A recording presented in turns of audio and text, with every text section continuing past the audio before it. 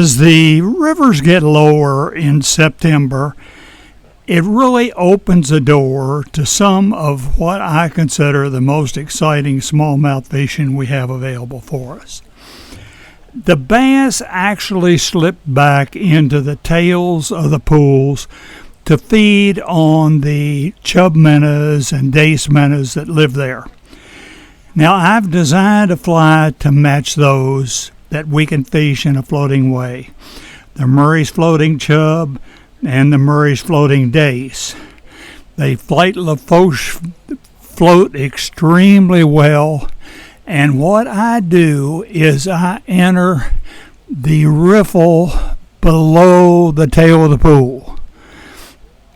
I get right up to where that riffle dumps over, and in the evening you'll see a lot of bass that come back in there to feed on those minnows that are there.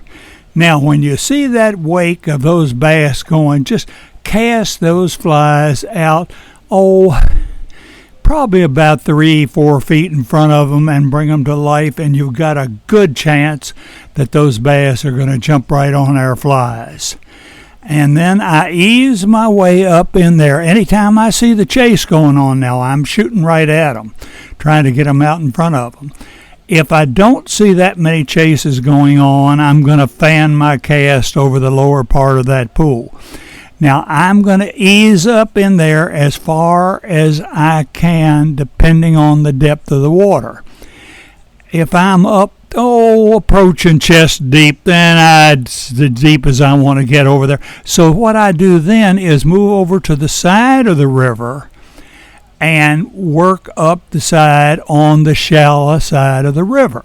And in many cases, this will allow me to fish those floating chubs and floating dace all the way up along that bank to probably the end of the pool. In some cases, we're talking about almost 100 yards. And this will give you a lot of good fast action simply because the bass know those minnows are back in those shallows and they want to go back in there and get them. And if we can show them our flies with careful wading, we can really get into a lot of those.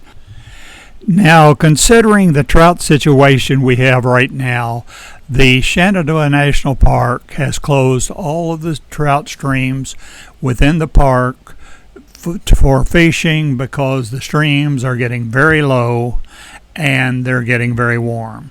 So this amount of pressure that would put on the trout are not good at all. So officially, where the park is closed, you can obviously fish for the stock trout on Big Stony, that type stream.